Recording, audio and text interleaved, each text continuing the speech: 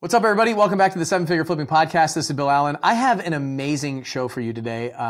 You really need to listen to this one. If you listen to one podcast all year, it probably should be this one. I've got Brad Chandler. He's the owner and creator, founder of Express Home Buyers, one of the biggest home buying companies on the planet, frankly.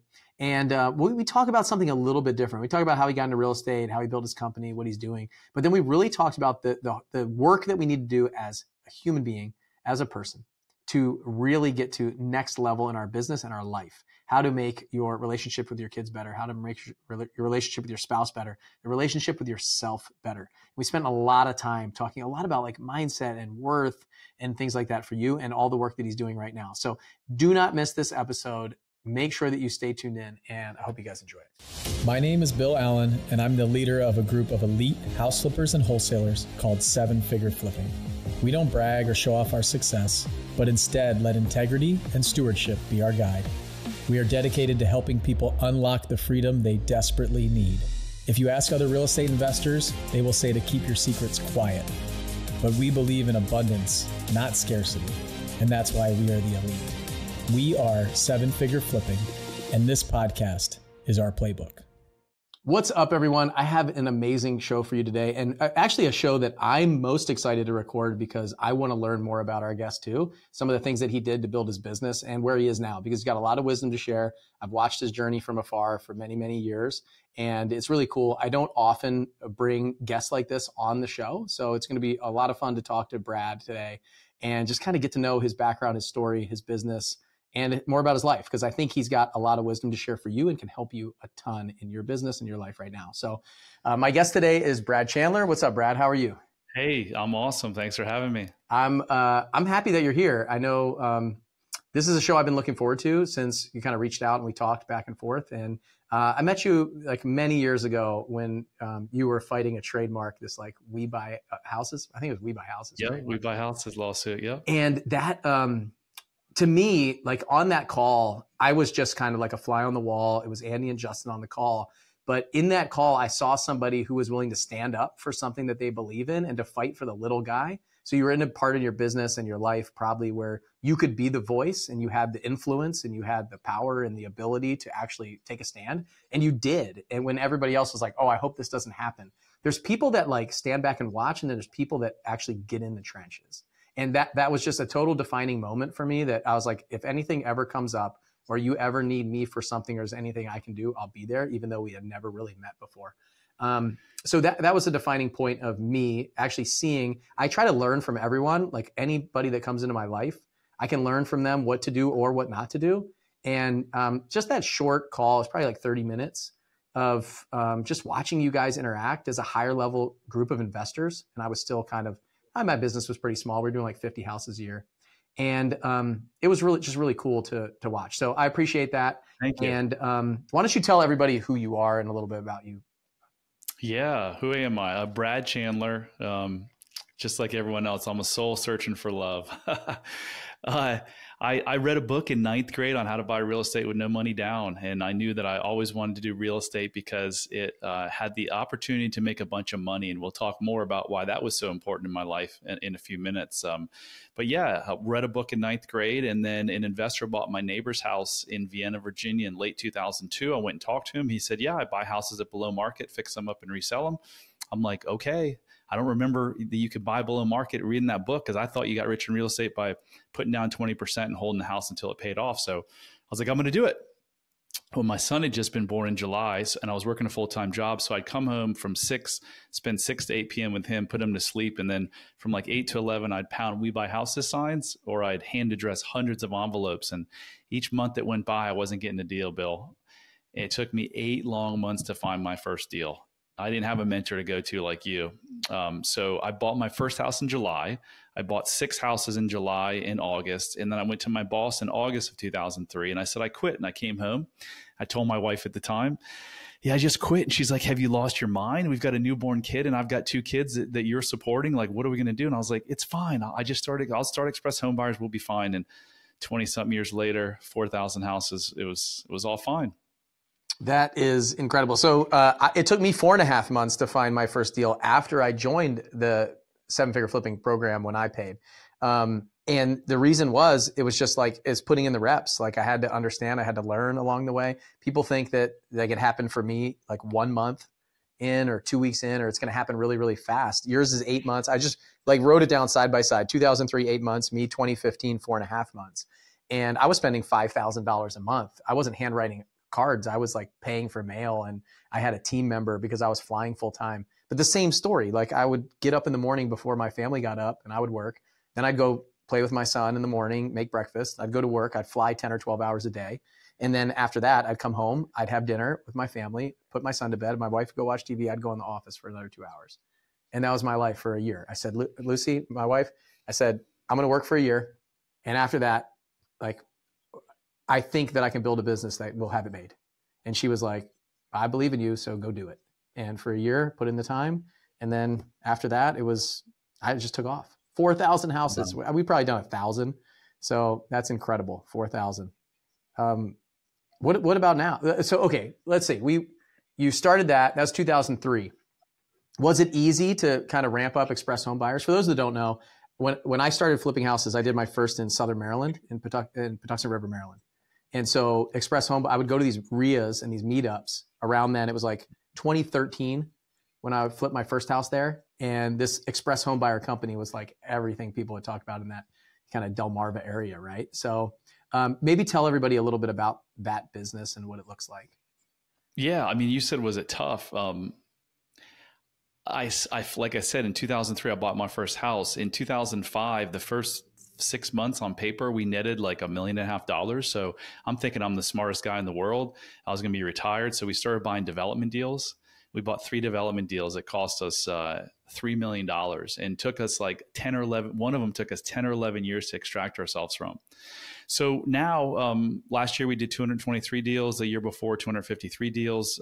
Hopefully we're going to hit 300 this year. And we primarily, we fix and flip and we wholesale, just like a lot of folks. I don't want to get past this. On paper, you made like $1.5 million, and then you got into some development deals. Were you taking all the money at that time and just like dumping it back into growing the business, or were you pulling money out of your company? No, we weren't pulling any money out. We were just rapid growth mode. Yeah, those 3 development deals we bought in the summer of 2005. So lesson learned is, just because you're good at one thing doesn't mean that you can go, flipping houses was a whole different ball game than taking. One of the houses was a house in North Arlington on this street called Lorcombe Lane, which I'll never forget. And our smart sellers were just going to buy this house, knock it down, and just cut the lot in 2 and put 2 houses up, right? We're going to make like $1.5 million. We're smart. We hired an engineering consultant company. We went hard on the deposit, and then like a couple of days later, they're like, we made a mistake. That's a corner lot, so you can't subdivide it. We lost $934,000 on that one house bill. And the crazy thing, or the interesting thing, it's not crazy, is that we had no personal guarantees with our lender at the time. So we could have easily just been like, sorry guys, we're out, and then gone to a hard money lender, but we didn't, because that's not how I operate. He gave us a couple percentage breaks on the interest, but we had to pay everything back, and he gave us 2 years, and we paid it off in 13 months. But for a couple of years, all we did was like get our pay for these freaking development deals. I mean, I made 5 business mistakes from 2005 to 2017 that cost myself and my partner $9 million. Wow. Oh, what were some of the other ones, and can we learn from them and how? So the We Buy Houses cost us $1.9 million. When I started that, the attorneys were like, "Yeah, you're going to top out at maybe 6 figures, maybe 200,000." And I thought for sure that investors would completely rally around me. Of the $1.9 million, we only raised about $100,000. So we had to foot the rest of that bill. So that was a big chunk. In 2008, we started a Keller Williams team with my good friend Leo Pareja. And in 2 years, we were the #1 Keller Williams team. It was my goal to be the first agent team to sell $1 billion with a B real estate in 1 year. So I was just focused on top line. And we woke up in 2010 when the tax credits went away, like overnight, the first time homebuyer tax credits. And my business partner at the time says, I think our inventory just went from 24 million in ARV to 21 million. And he's like, shit's going to hit the fan. And I think we just lost $1 million in this realty business. So Leo bought it from us.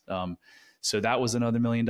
I equate about $3 million to fix and flips that we did. We had 80 fix and flips going on at any given time, from Waldorf to like Frederick. Was like almost a 4-hour drive with a heavy traffic. What else? I try to forget some of these mistakes. I think I just accounted for most of them there. Well, I think a lot of times we can learn as much from like what worked versus what doesn't work, obviously. So a couple things that I guess, what would you attribute the most of those to, from not necessarily exactly what happened, but from like a personality, character thing you might see from a CEO or a visionary that? Yeah, it's very easy. I didn't see it then, but they were all me trying to chase my worthiness. I didn't know it up until 3 years ago when I went through this major life transformation. I did not know it, but I had low self-worth. I was the guy who said, I love myself. I had high self-esteem, and I didn't care what other people thought. But now looking back, once you get out of the fog of your subconscious memory that drives all of your behavior, and I can look back over my life, like everything now makes sense. So I was thinking, I was always chasing, what can I get that's going to make me happy? If I can just do these development deals, I could have made $10 million on those development deals, Bill. It wouldn't have made a difference. I still would have felt the same. I bought a boat and a 42-foot boat. I'd never owned a boat in my life. And I'm like, I'm going to take this to the Bahamas. I didn't wake up and say, I need to do this because I'm unworthy. But my subconscious mind was screaming, you're no good. You better do something that's going to like get people's attention so you can catch their worthiness. So all of it. I opened a Virginia Beach market. I was talking to one of the employees that long gone since then, but I drove down there in like 98 or 2000. No, not 98, 2000, like 2012. And I opened an office within a week and staffed 5 people. Well, we couldn't even keep our brochure boxes filled properly in the DC market, but I was going and opening another market. And it's so clear to me now because I've done the work, but I'm not the only one. I go to these masterminds. I see the same people doing the same shit over and over and over again. They think, and just like me and so many entrepreneurs, that you get into business so that you can make a bunch of money so you can find your happiness. And it doesn't work that way. It's just the opposite. Like nothing from outside yourself can bring you happiness. Everything you've ever needed to be happy, you have within you right now. So the trick is do the work today so that you can figure out, number one, what your purpose is.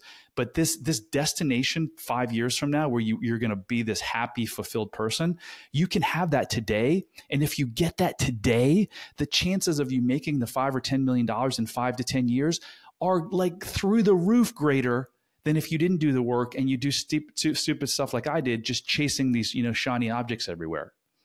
Do you think that the people that are like go-getters, driven, striving for things, constantly wanting to be the best, are the people that like they should be looking at this, or should everybody be looking at this? What's kind of yes and yes and yes. Look, this all stems from, it's a simple formula. Your brain is being formed between the ages of the 3rd trimester and 22 years old if you're a male. But for your formative years, it's, between birth and like 10 years old. And we have certain times in our lives. I've yet to meet someone who didn't who if your needs weren't met as a child, you've got to come up with a reason. There's got to be a story explaining why those needs weren't being met. And typically it's, something's wrong with me. I'm not good enough. I don't deserve love. So the question you asked is a really, really good one. I believe that if you look at not only top CEOs or top people in our business or top athletes, look at Tiger Woods, look at Tom Brady. Those guys, as good as they look on the outside, maybe not Tiger because he's almost killed himself a couple of times recently, but Tom Brady is a perfect example. After his 6th Super Bowl, he released a video that he spent time and money on putting down all his naysayers. After 6 Super Bowls, what drives those guys? Is it greatness or is it to prove their worth? I believe it's mostly to prove their worth. But it's not, to answer your question. The second part is, no, it's not only that person. It's the person who has a shitty marriage, who's not in a relationship because they're scared, who drinks too much, eats too much, has depression, anxiety, OCD, is pissed off all the time. All of those things trace back to the same exact reason that I had my issues and that I lost all that money. And the thing is, it's not your fault. It's just your brain trying to protect you from something that it thinks is more painful. Okay. So if it's just everything that you just named is like everyone on the planet, it seems like, or at least maybe not everybody on the planet, because I've been to some countries where there's just happiness where they have nothing. And that to me, like when we went on a few mission trips and saw the kids that were playing that didn't even have a ball or shoes or anything like that, just so happy. It was very eye-opening for me, and to see all the kids that we brought with us to see it, like their life through their eyes, going, how are they even happy? They don't have anything. They're like, no, they have everything that they need. So if it's, let's just say everybody in Western culture or the United States. And so if it's most of the folks here, like what's the next step? Like what should I do if I want to try to figure out if it is that worthiness, or how do I find kind of happiness? Yeah, so there's a bunch of different ways you can go about it.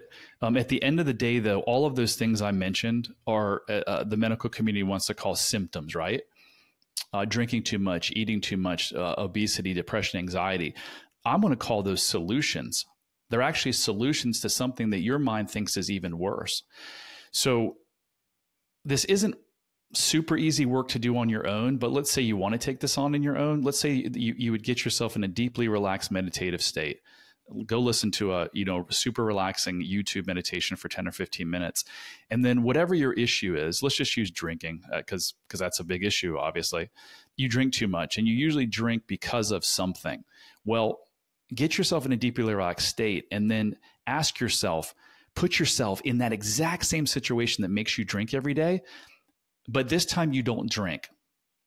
What do you feel like? And usually your brain's going to go to, oh, I feel great. I feel peace. I feel happiness, freedom, whatever. No. You're drinking for a reason. It's to avoid something negative. What is that thing that you're trying to avoid? Whatever that thing is that you're trying to avoid, that's the thing that drives the drinking. What that thing often is, Bill, is it's an untrue meaning or story or belief that was formed between the ages of like 2 and 8 and 10 that you don't even know is driving you.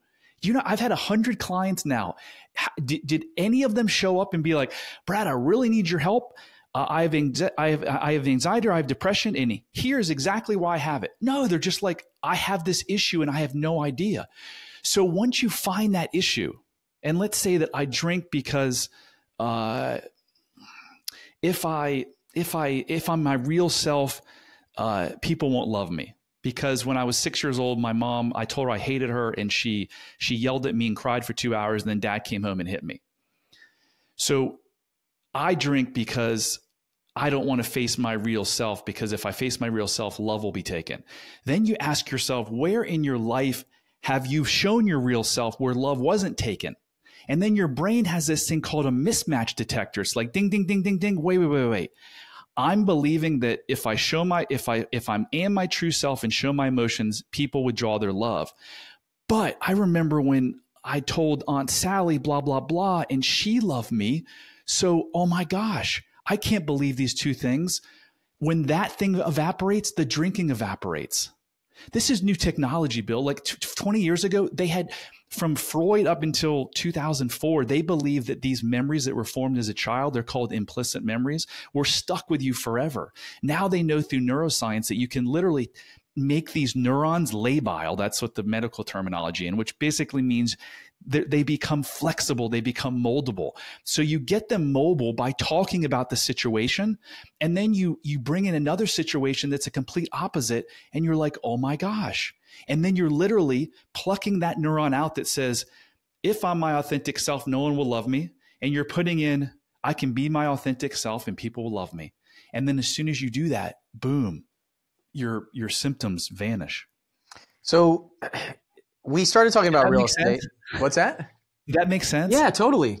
It takes me to a place in my head. I wrote down two things that, I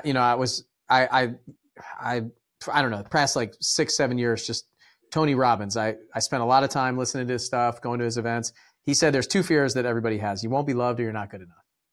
And I wrote this down to kind of ask you about it. Do you believe that's true? And because a lot of what you're talking about is going back to like, I won't be loved, or I'm not good enough, or not worthy of something from the sound of it. So this is beautiful. I thought you were going to ask me another question. I was going to, but then you asked me if it made sense. So I thought you were going to say, we started talking about real estate, and I was wondering if you noticed my energy level shift when I started talking about the happiness stuff. Oh, for sure. Yeah.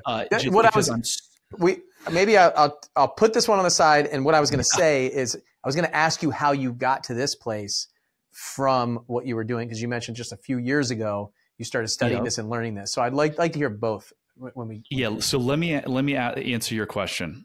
Tony Robbins says that the two biggest fears we have are not being enough and not being loved. Yes.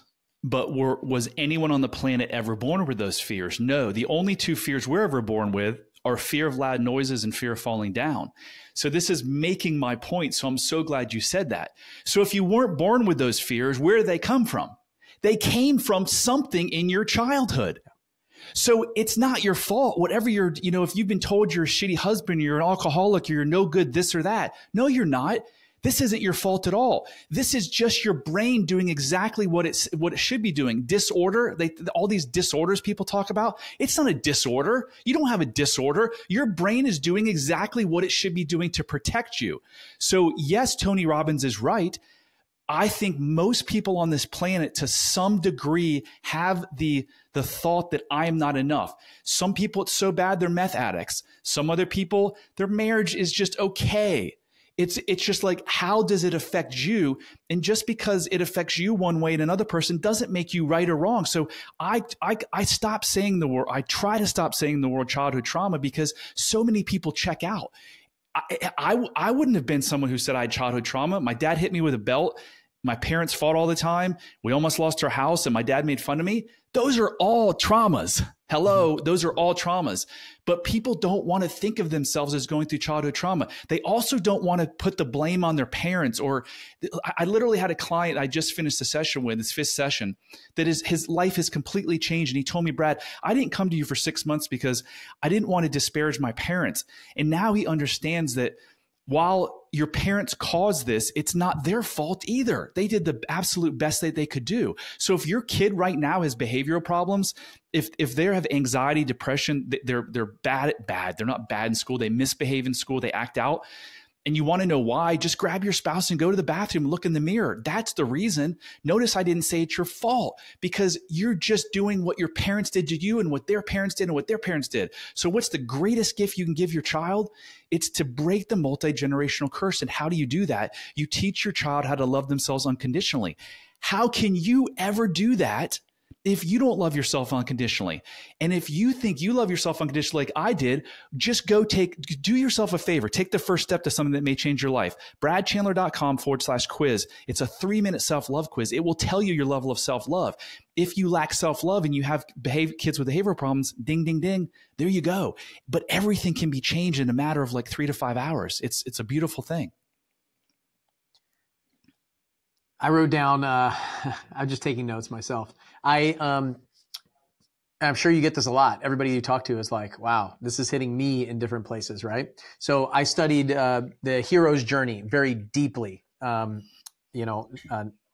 last like 5 years.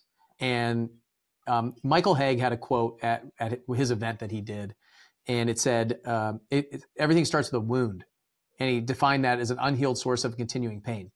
And so as a military pilot, for 20 years, we were just trained to kind of push it down. The word was compartmentalize. I basically compartmentalized everything in my life the entire time. You break up with a girlfriend, you had a bad day, something happened, didn't sleep that well. Compartmentalize that because we got to go fly. Like we got to do whatever. We got to fly from ship to ship. We got to pick some people up. We got to drop off the SEALs. We got to do training. It didn't matter. Like whatever we were doing, combat search and rescue exercises. It's just compartmentalize and just put it in a box until it explodes. And so this is kind of like, this wound that we have from any time. Like I remember calling my parents as I was going through a lot of this. My wife and I had a point in 2020, end of 2020, where just explosion and really rough place for us, to the point where we had to heal. We had to go through a lot. We went to a 3-day wellness workshop with a guy that I know. It was just a lot of soul searching, a lot of things that you're talking about, to the point where I started identifying like previous wounds in my life and actually feeling pain, like going through the process of feeling it and trying to get past it. And so unpacking a lot of this stuff was like relationships when I was younger. It was my parents. I called my parents. I'm like, hey, why do I have to be number one in everything? Like, why can't I just be number two? Why can't I just relax? And what did you do to me? Basically, they're like, hey son, it's kind of always been like that. And so just working through some of these things was very interesting. And what I wrote down specifically for me is teach your child to love themselves unconditionally. And you're right. I see my 9-year-old right now. Like, I know he's like right up to the point where I've done the best that I could without the manual as a dad. And I want the best for him. But like, I'm still trying to like look in the mirror myself and figure out like, how can I serve him and my other kids and my wife and everybody around me and all the people that are influenced by me somehow, or I touch their life, to be the best version of myself. So, I don't know. Maybe that I saw you writing some things down, so maybe that opens. Yeah. So you should take the quiz, because I know you told me your dedication to your kids, and it's amazing. Take the quiz. Have your wife take the quiz, and see where you stand. Because this, if you lack self-love, and I have no idea if you do, but if you lack self-love, there's no way your kids aren't going to lack self-love, and they're going to go meet people that lack self-love too, because you never go meet someone with extreme self-love that lacks self-love. So by you feeling the pain and doing the work, there's love this saying, pain moves through families until someone's willing to feel it. Are you willing to feel it? Is the listener willing to feel it? And it's not like years of pain. It's literally 3 to 5 hours, and probably only 2 hours of that's actual pain, if that. You can change your family for generations. So yeah, I made a number of things. You said so many great things. So relationship problems are never about the actual relationship. It's the relationship that each of you have with yourselves. Yep. So marriage counseling doesn't really work too much. I went to 50 sessions with 2 wives. Go hold her hand more and go on more date nights and repeat back what she's saying so you can communicate her, all that is horse, what. If you've got the brain that most of us have saying you're not worthy, you're fighting for your worthiness. Now that I'm healed, I'm in a relationship that's night and day different. So that's something there. Your perfectionism. If you want to be number one, you've got to be perfect. You can never be perfect. It's something that you'll chase forever. Why does someone want to be perfect? Because their imperfect self as a child wasn't good enough. So they had to be perfect. And that's why we see so many adults. Our subconscious mind doesn't know the difference between age 1 and age 100. And why is that? Because your subconscious mind's only point is to keep you alive. So if you shook a bush and a lion bit you, jumped out and bit you at age 8, you don't want to forget that at 80. So it doesn't know the difference between yesterday and 30 years ago. That's why you've got to do the work to pull that little boy into today. The Navy SEAL, it was actually a Navy SEAL who, your question 10 minutes ago that I diverted was, how did I get here? I was on a Zoom call with a performance coach, and she said, you have a tic. And I'm like, what is she talking about? I have a tic on me. She's like, you blink profusely when you talk about your childhood. You may have some unresolved childhood trauma that's affecting your son's anxiety.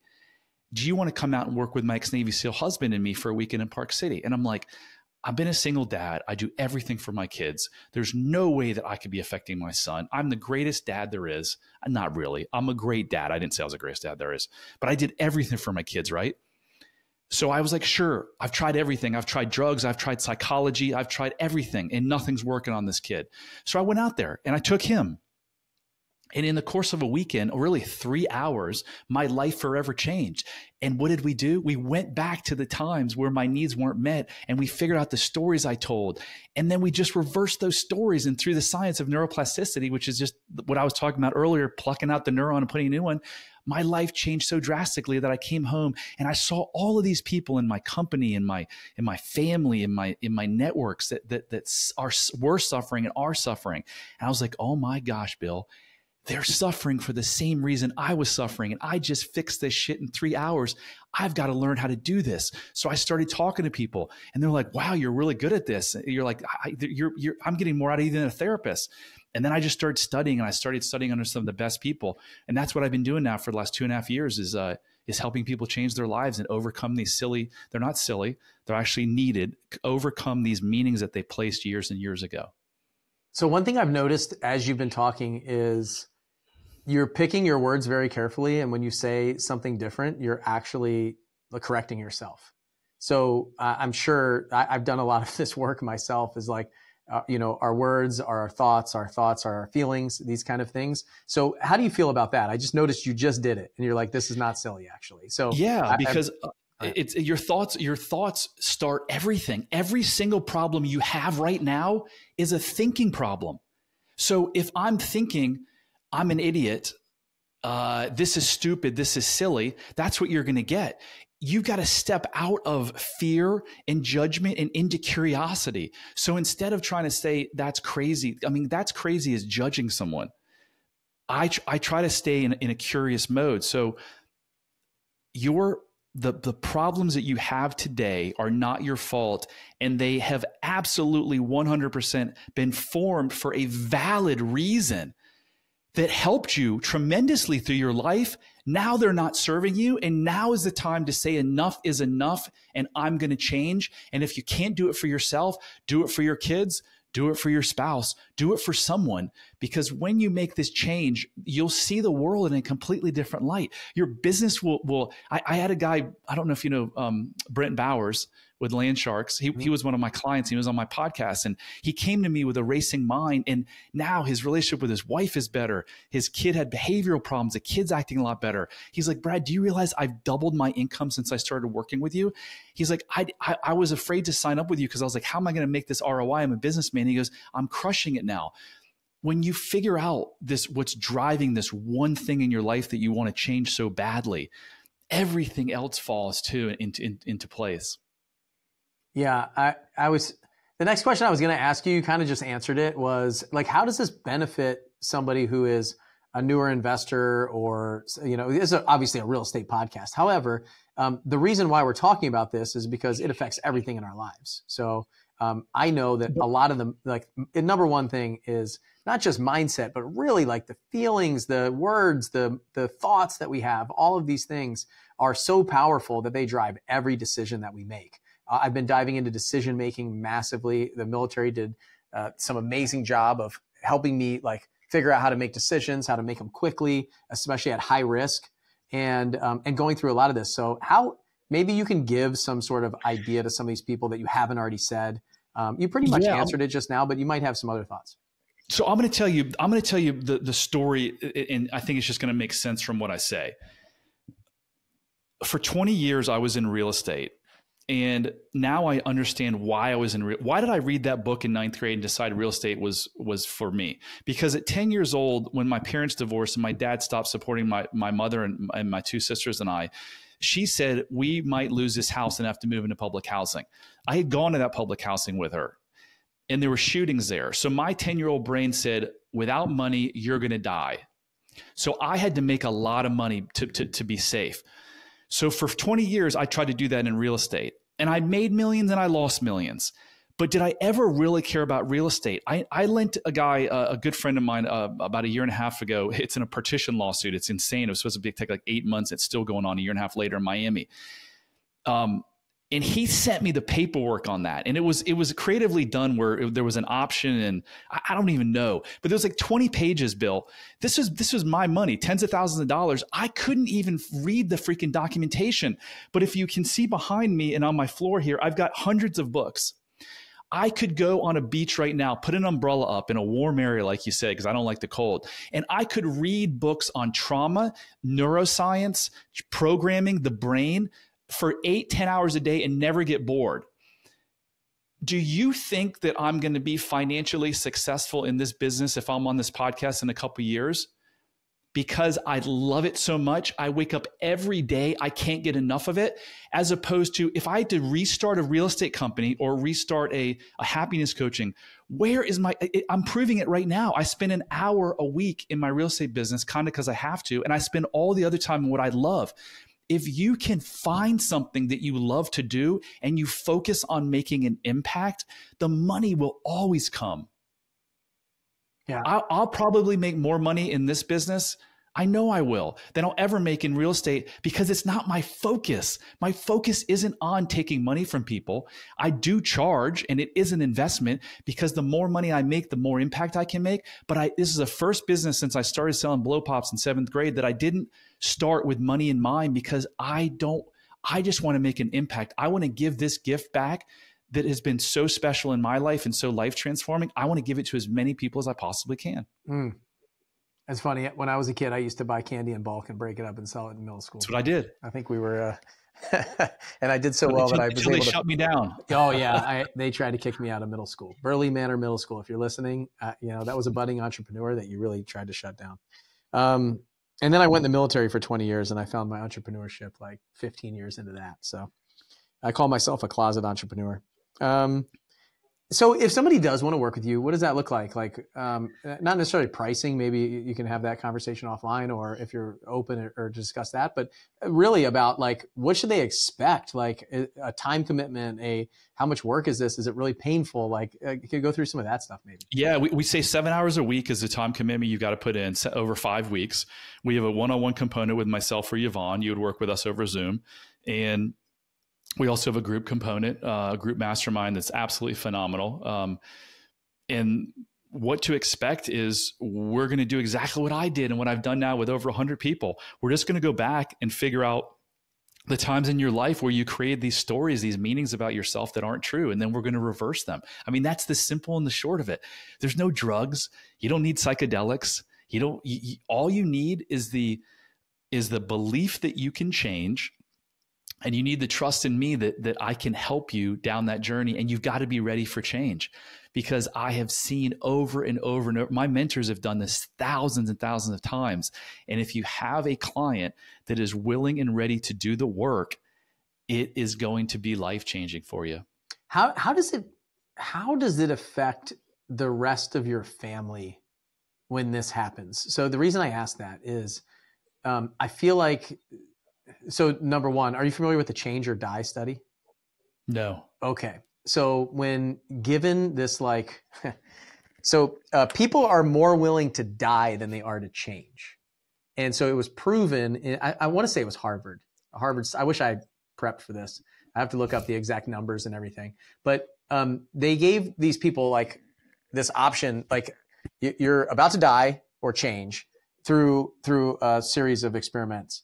And like people are more willing to actually physically die than actually change. And part of that, so that was just one thing that popped into my head. The next one is when you change, your family, your relationship, those kind of things can be affected by change. Like they're used to you being a certain way. And like, how have you seen the results of that? Obviously, is it better to have a supportive spouse that is like, you're having a tough relationship or you're always working all the time, nonstop, and they want you to change, and this is a great step? Or if you want to change, like, what are some things that you teach or coach through that of the people around you who are like, wait, you're changing? Because I've seen this in entrepreneurs a ton, that people are just like, I don't even know who you are anymore. You're not drinking anymore. You're not going out with us. You're not doing all these things. You're different in a good way, to kind of have a challenge around the relationship, maybe both ways. It's always better and easier if you have a supportive spouse, no doubt. But how it changes is, I'll give you a couple examples. One of my, and this is 100% confidential. The only time I talk about people is when they've publicly come out and done reviews with their names and faces on there. Otherwise, I don't talk about this stuff with anybody. But Jason is a client that I had. He's still in our program. He's still in our group mastermind. He came to me with his marriage on the brink of divorce like a year and a half ago. And now his marriage is amazing. Did I ever have a marriage counseling session with him? Nope. Did I ever meet his wife, talk to his wife? Nope. What I said earlier is the problem in relationships is the actual relationship that each individual has with themselves. So what we did is we got him reconnected to himself, and that changes relationship. How has it changed in my family? Both of my kids no longer have anxiety. They had severe anxiety. I've become way closer to my kids. So, most of the time that's what happens. Sometimes people will, do this work, and then the spouse doesn't do the work, and they're like, wow, this is really tough to be with this person. I haven't seen that much, but it can happen. But here's the thing is once you do the work and you get rid of these beliefs and you have extreme self-love, there's nothing in your life where you can lose. If you get divorced from your spouse, now you're not going to go marry the same spouse. You're going to go find someone completely different, because I've attracted someone completely different than I would have prior to me doing the work. So the change is good. The kids is a huge thing. We've talked about that already. Your kids are going to change by seeing you change. You're not going to yell at them as much. You're going to understand that they can't really make you mad. When they make you mad, it's just you bringing in your shit from, 20, 30 years ago. I just looked up change or die study. So you can read all about it. I think it's like 77% of the people would rather die than change. Well, let me touch on that, Bill. Yeah. There's a real good, there's science behind that. And remember I said earlier, the subconscious mind, its only role is to keep you alive. Your subconscious mind has you exactly where it wants you. Why is it that people who come from abusive households end up in abusive relationships? Do they like the abuse? No. Who's going to like getting hit, right? Or violence inflicted on them? No. Their subconscious mind says, I kept you alive through this environment where you were hit. So I know I can keep you alive. So I'm going to put you in that same environment over and over and over again. So that's why change is so hard. And especially when you look at therapy, change is even harder with traditional therapy and marriage counseling because they focus on the symptoms and the conscious mind, and they don't go deep. So I'm a certified hypnotherapist. I believe hypnosis is the best tool on the planet for that very reason, because what is it? It's just a deeply relaxed state. That's it. It's not chasing mice around and you drooling on yourself. You're completely in control. You're lucid. You can talk, but the conscious mind is turned off. So we can go and ask the subconscious mind. Your subconscious mind right this second knows the source of all of your problems. It's just you never ask it in the right state. So let's say, again, let's go back to the drinking. Bill, why is it that you drink? I'm making this up, obviously. And then I ask your subconscious mind, let's go to a scene, a time, a place, an event, all to do with why you drink so much. Well, my dad kept hitting me. My dad didn't show up to my soccer games. My dad worked 100 hours a week. He was never there. I was alone at home. I felt not enough. And I've got to live with this terrible pain. I'm not enough. So I used the drinking to mask it. That's it. Yeah. So I did drink a lot when I was younger. So in the Navy, growing up, even I probably had my first drink when I was probably 14. Next door neighbor put like a case of beer out for us. We bought it, me and my friends. And when my son was born, so my dad stopped drinking, took all the alcohol out of the house when I was a kid, and didn't have any alcohol in the house to hope that, we wouldn't see alcohol, have it around, those kind of things. And so I did the same thing. About 9 years ago, I just I'm done drinking. And really, when I thought about drinking, I was like, man, I have alcoholism in my family, all this stuff, really addictive personality kind of things.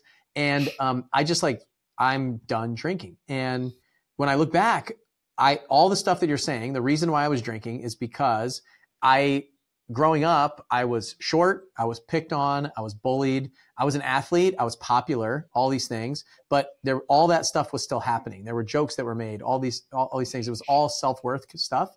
And I felt like I couldn't be myself. I felt like a different person. When I took a drink, I was a different person. And so I would have 3 or 4 beers before I'd even go out to a party. And even now, when I show up, I still feel that creep in from time to time, but I found it's interesting. That's been traded for other things like business and success and money and these kind of things. And it's well, I feel fine because other people know who I am, or it's influence, it's fame, it's these kind of things, whatever. It's all just kind of replacing that stuff from the past. So I totally feel that. And I'm sure a lot of people that are listening, they have something in their life that they could easily point to if they did the work. So I had to do a lot of work to figure out that some of those things were the cause of it, but the rooted cause, which is interesting of what we're talking about, is even deeper than that. So it's the next step now is, okay, how do we pluck all this stuff out and put it? I was at the Super Bowl last week, and I'll tell you what, everybody in that room is 6'5". It was all these athletes, all these sport. And I'm this short white guy that's 5'6", going, man, I feel out of place in this place right here.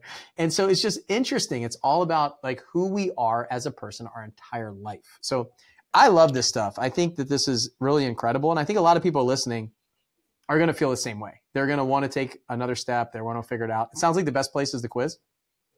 Yeah, start with the quiz. I mean, look, you cannot change something if you don't have awareness. And the quiz is a great place to start. I also, if you enjoy this type of material, I have a podcast called How to Be Happier for Entrepreneurs. So it's on all the major podcast platforms. Go check that out. A couple of things I want to touch on that you said, though, Bill. Yeah. Number one is there's no such thing as an addictive personality. That's been disproven over and over and over again. There's a great book on quitting drinking called This Naked Mind by Annie Grace. And she talks a lot about the misnomers. Alcoholism doesn't run in families, just like depression doesn't run in families and anxiety doesn't run in families. What runs in families is the collateral damage, the trauma that is inflicted by the alcoholic or by the depressed parent or by the anxious person. So don't label yourself, oh, alcoholism runs in my family, so I've got alcoholism. That's complete BS. You don't have alcoholism because of it, the gene. You have it because when you're the daughter or son of an addict or an alcoholic, there's no addict that's ever walked the planet that felt enough. So if they don't feel enough, you're just passing it down. And my question to you, Bill, the last question was, when you were bullied, who did you tell about that?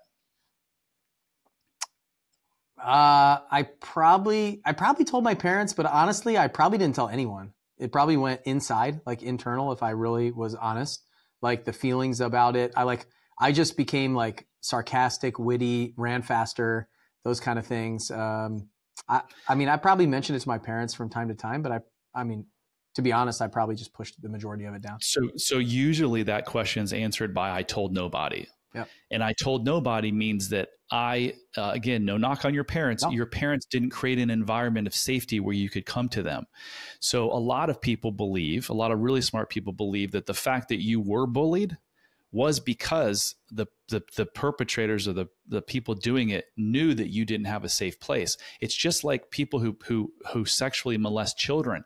They know good and damn well that child's not going to go tell their parent. So why am I telling you this? I'm telling you this so you have another piece of the puzzle, and other people out there who are listening to this and was like, wow, I was bullied too. And I either didn't tell anyone or I told my parents and they just poo-pooed it, which made it even worse, because then I'm like, oh my God, I'm getting teased at school. I go to the one person who's supposed to protect me and they don't protect me at all. They just look the other way. Yeah. That creates the pain that can create the meth addiction or the alcoholism or the food addiction or whatever. That is one example right there. Now, was anyone locked in a cage? Nope. Was anyone sexually molested? Nope. But that very example right there could cause someone to have shitty marriages and issues the rest of their life by the stories that they're telling themselves. Yep. It's very powerful. And you mentioned Annie Grace. Annie's a really good friend of mine. It's an amazing book. Yeah. This Naked Mind is a fantastic book. Regardless of whether you drink or not drink, you should read that book. Yes. For sure. There's so much amazing information in there. It sold millions of copies. We actually did an interview in my airplane for my YouTube channel, Annie and I. It was one of my favorite interviews. We flew through the Grand Canyon. I love her. She's incredible. And I want to get her on my podcast. So if you can make me an introduction, that'd be absolutely. Awesome. I can hook you up for sure. I was actually going to ask you after the interview because I wrote that down earlier, but I didn't think it would go well on the show, but I'm glad you brought it up because that book is incredible. Annie's amazing. In fact, I need to get her on the show and share it with you guys too. And I'm going to see her in another month or so. Every time I go out to Boise, she always flies with me. So she's incredible. Absolutely incredible. What should I have asked you that I didn't ask you? Wow. I mean, you did a phenomenal job. I think the thought to leave people is if you're suffering, if you're struggling with something in life that has to do with your thoughts, and maybe you don't even know it has to do with your thoughts. We've listed so many things: overworking, racing mind, anxiety, you name it, bad marriage, obesity, whatever it is. If you've lost weight 20 times and you put it all back on, it's the same story. It's all connected. You can go to the best weight loss program on the planet, but until you figure out what caused you to put that weight on, and what caused you to put that weight on is the same exact thing that caused you to drink or whatever it is. It's just avoiding the thing that you think is even worse that exists, but it doesn't need to exist in your adult life. So if you're suffering or struggling, I want you to know, whether you come to me or not and work with me or Yvonne, that there is a better way, and that you weren't put on this earth to struggle and suffer. You were put on this earth to live an amazing life where you wake up every day, you get to do exactly what you want to do, and it's around people that you have deep connections with. That's what you were made to. And you were a miracle in it. Think about this. That one sperm met with that one egg, you're a miracle. So despite what people have told you your whole life, you're a miracle. You were put here for a reason. You have a massive mission. And once you do this work, it's just another byproduct. You often find, oh, this is why I'm here. I love that. I think, obviously every podcast I do is really pushing people to do, like, take another step, like go do something that better themselves, whether it's with us in our 7-Figure Runway or 7-Figure Altitude program, or it's something else that they need to do, whether it's, listen to the podcast, something free, whatever, wherever they are in their world. I think the marriage of these two, and you've probably seen it in the past, of like a mastermind or a program or something for their business combined with work like this in their life for them individually, it just explodes. You mentioned the guy that you work with that has, doubled his income. It's probably a good like bolt on to these things. Would you agree with that? Or like, what do you think? 100%. I mean, I'm in two masterminds with high level people, and the room, there's so many people suffering and struggling in there, and we're slowly trying to introduce it, but absolutely. I mean, it could be a mastermind in itself, but pair it with, entrepreneurism. Yeah, man, it would be a showstopper, because look, you can teach people. I mean, you're great at this. Teach people how to make millions and millions and millions of dollars. But then look at, Kurt Cobain and Amy Winehouse and the list goes, Michael Jackson and Matthew Perry. All these people had all that money. What good did it do them? They're all dead because of these thoughts that they had from childhood. So yeah, fix the issues that you have internally. And not only will you have more health and happiness and better relationships, but you're going to make more money. It's just going to happen, because money doesn't bring happiness. Happiness brings more money. That's proven scientifically. The happier you are, the more money you make. Yeah, I love that. I think it's really fixing the foundation and the root cause of what's going on in all the areas like we talked about today. Brad, what's the link for the quiz again? Yeah, bradchandler.com/quiz, or just go to bradchandler.com. Cool. We'll put that in the show notes. And I just want to say thank you for coming on. I had a good time talking with you. And I know if you're listening, you're like, oh, hey, this real estate show. But look, this is the work that you need to do. This is the hard work that you need to do. You get this right, everything else is going to take care of itself, like we talked about. So obviously, I encourage you guys to go check out 7figureflipping.com, the Runway program, all that stuff. But take the quiz. I'm going to go take the quiz. If my wife is open to it, I'm going to get her to take the quiz. Brad, how important is it to be honest? Obviously, I haven't seen the quiz. I haven't looked at it. But a lot of times when we take something like this, we think about like aspirational type stuff versus what's really going on. Maybe real quick, share on that. I mean, look, you've got to, when you take that quiz, you've got to ask yourself, what have my results been thus far up in life? One of the questions is, do you have trouble experiencing a deeply connected, intimate relationship with someone you feel safe with? Well, if you're a month into a relationship with someone who you think you're in love with and things are going great, and you check that, you don't have any problems with that, that's going to be misleading. Think about does every single relationship after 6 months or a year end up in, Dunsville? If that's the case, then don't answer. Just ask yourself, what has generally my life results been like? And look, you can lie to yourself, but you're in this situation because you're lying to yourself. You're lying to yourself, believing something that isn't true. You are enough. You always were enough, and you will always be enough. And when you can start living in that truth, man, will things change in a good way. Awesome. I love it. Thanks for being here, Brad. And everybody, I will see you on the next show.